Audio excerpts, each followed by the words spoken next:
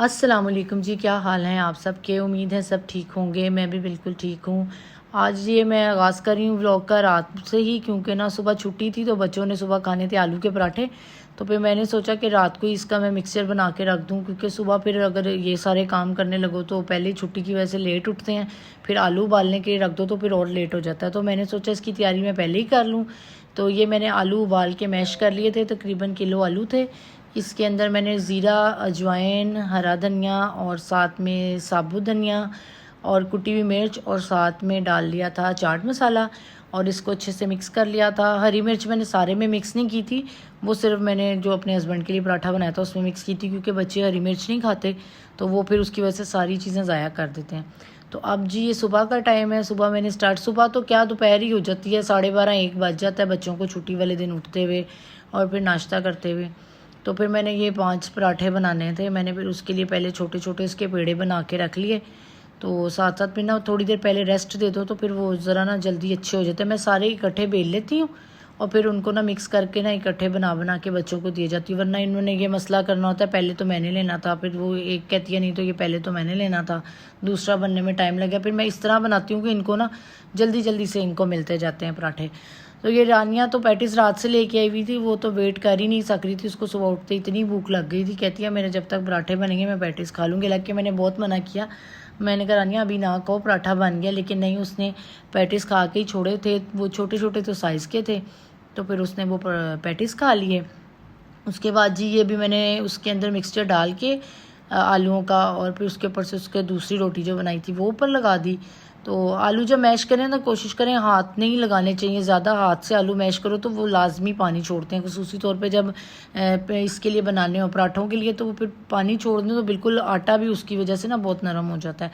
तो मैंने इसको कांटे से मैश किया था, उससे मैश करने से ना बिल्कुल भी आलू जो है वो पानी नहीं छोड़ते। वरना तो फ्रिज में रख दो, एक दिन पहले रख के अगले दिन देखो तो बिल्कुल उन्होंने पानी छोड़ा हुआ होता है।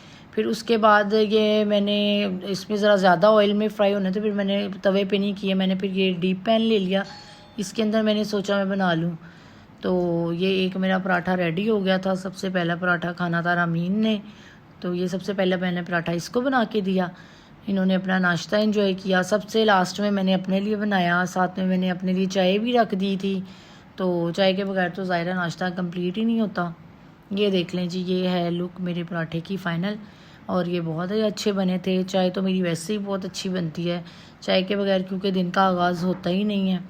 फिर साथ साथ मैंने ये समेट लिया था किचन भी, और फिर टमाटर लेके आई हुई थी, वो धो के रखे मैंने। जब से गर्मियाँ स्टार्ट हुई हैं तो उस वक्त से मैं टमाटर जब भी लाती हूँ ना, एक दिन से ज़्यादा फ्रिज में नीचे वाले खाने में तो टमाटर सही रहते ही नहीं है। वो इतने सॉफ्ट हो जाते हैं, ऐसे लगता है गल के। तो मैं गर्मियों में तो टमाटर जिस दिन लाऊं उसी दिन उसको धो के ना तो फ्रीज़र में रख लेती हूँ। ये पानी की बोतल सुबह बच्चों ने अपने अपनी नाम की रखी हुई थी कि हमने एक एक बोतल ख़त्म करनी है। फिर उसके बाद मैं काफ़ी दिन से सोच रही थी कि मैं दम कबाब बनाऊँ। दम कबाब भी कहते हैं, हांडी कबाब भी कहते हैं। तो मैंने सोचा था ज़रा मेहनत ज़्यादा लगती है, फिर बच्चे जिस दिन घर होंगे उस दिन बनाऊँगी, ताकि ना मेरी थोड़ी सी फिर हेल्प हो जाती है। तो फिर मैंने सबसे पहले इसमें 1.5 टेबल स्पून लिया था साबुत धनिया, उसको मैंने ड्राई रोस्ट किया। उसके बाद ज़ीरा भी मैंने उतना ही लिया, उसको ड्राई रोस्ट किया। 2 चम्मच मैंने इसमें डाले हैं बेसन के जी। बेसन भी मैंने हल्का सा रोस्ट करके डाला था, क्योंकि मैं इसके अंदर कोई ब्रेड के स्लाइस या ऐसी कोई चीज़ डालती नहीं, सिर्फ बेसन डालती हूँ। फिर उसके बाद 4 से 5 हरी मिर्च ले लें, उसको डाला चॉपर में, और साथ में एक बड़ी साइज़ की प्याज थी मेरे पास, इन दोनों को मैंने इकट्ठे चॉप कर लिया। कीमा मेरे पास था जी तकरीबन 1 किलो के करीब था, हाँ किलो ही था बस। तो उसको मैंने साथ पहले मैंने इनको चॉप अलहदा से किया। फिर कीमा जो है ना उसको मैं वो करती हूँ चॉप, आधा, पूरे को नहीं करती, आधे को मशीन में डालती हूँ, क्योंकि अगर मैं पूरा करूँ ना तो मैंने ये नोट किया कि कबाब जो है ना वो सख्त हो जाते हैं। चिकन के तो नहीं होते, लेकिन अगर बीफ के आप कबाब बना रहे हैं तो सारा कीमा चॉपर में चॉप करने से कबाब सख्त हो जाते हैं। अगर हाफ़ चॉप करो ना तो वो बड़े अच्छे सॉफ्ट बनते हैं, क्योंकि हाफ़ ज़रा बारीक होता है और हाफ़ थोड़ा मिक्स होता है। फिर इसके अंदर 2 टेबल स्पून डाल दिए थे लहसुन अदरक का पेस्ट, और मिर्च, धनिया, और पिसा धनिया नहीं डाला था, साबुत डाला था। मिर्च, हल्दी और नमक जो है वो आप अकॉर्डिंग टू अपने टेस्ट डालें। और ये धनिया और जो था साथ में ज़ीरा, इसको मैंने हाथ से ही मोटा मोटा क्रश कर लिया था, इससे हाथ पे इसको मैंने ऐसे करके डाल लिया था, तो ये अच्छा हो गया था। और कीमे में ना क्योंकि मुझे ऐसे लग रहा था कि चिकनाई नहीं है, तो फिर मैंने इसमें ना मेल्टेड घी था मेरे पास, वो मैंने 2 टेबलस्पून इसमें वो डाल दिया था। अच्छा जी, फिर इसको मैंने रख दिया था तकरीबन 1 घंटे के लिए फ्रिज में। उसके बाद मैंने इसको सीख मेरे पास पड़ी हुई, जो बारबेक्यू के लिए मैंने रखा हुआ है ना अपना सामान, उसके अंदर ही पड़ी। मैं सीख पे ही चढ़ा के बनाती हूँ, इससे बड़े अच्छे कबाब बनते हैं। और जब इनको फ्राई करते हैं फिर भी वो अंदर तक गल जाते हैं और फिर सख्त भी नहीं होते। फिर मैंने इनको ये सीख कबाब की शक्ल दे दी थी इस तरह से।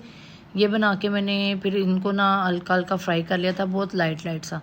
तो ये देखें इस तरह से मैंने ना 7-7 8-8 कबाब रख के तो इसको मैंने फ्राई कर लिया था। तो ये तो मज़े के इतने ज़्यादा बनते हैं, बच्चे फ्राई होते हो तो इनमें से निकाल के खा जाते हैं। सालन में अभी डालने के लिए तो टाइम होता है, उससे पहले ही इन्होंने निकाल के ना केचप रखी हुई होती है प्लेट में, मामा जी ये भी फ्राई होते जाएँ तो हाँ मैं आप देते जाओ। तो उसके बाद जी फिर मैंने प्याज काट के डाल दी इसमें, तकरीबन ये आधा किलो प्याज थी। तो प्याज वैसे तो इसमें लोग कम डालते हैं, मैं थोड़ी इससे ज़्यादा डालती हूँ कि ग्रेवी ज़रा ज़्यादा बन जाती है, तो फिर ये बच्चे ज़रा ज़्यादा शौक से खा लेते हैं। ये आप अकॉर्डिंग टू अपने टेस्ट कर सकते हैं, जैसा आपका अपना टेस्ट हो। अगर प्याज टमाटर का मसाला ज़्यादा पसंद है ज़्यादा बना लें, कम पसंद है कम बना लें। प्याज हल्का सा सोते हो जाए तो फिर उसके अंदर आप हल्दी मिर्च और नमक अपनी मर्ज़ी के जैसा आपका टेस्ट है उतना डाल लें, और साथ में पिसा धनिया भी थोड़ा सा डाल लें। मतलब अच्छा सा इसकी ग्रेवी जैसे आपको टेस्ट आपका सालन का है आप इसको उतना बना लें। मिर्च तेज़ पसंद करते हैं तो तेज़ बना लें। तकरीबन आधा किलो मैंने इसमें टमाटर डाल के फिर इसको दम दिया था टमाटर के गलने तक। जैसे ही टमाटर गल गए फिर उसके अंदर मैंने ये कबाब रख के तो फिर मैंने इसको दोबारा से 5 मिनट दम दिया था, ताकि ये इसका फ्लेवर अच्छा सा कबाबों का इसमें आ जाए। थोड़ा सा कलर इनका डार्क इसलिए लगता है कबाबों का क्योंकि ये बीफ के हैं, चिकन के बनाएं तो वो वाइट वाइट लगते हैं। ये इसकी फ़ाइनल लुक थी जी। ये मज़े के बहुत बनते हैं, रेसिपी ज़रूर ट्राई कीजिएगा। मिलते हैं इंशाल्लाह ताला अगले व्लॉग में। अल्लाह हाफिज़।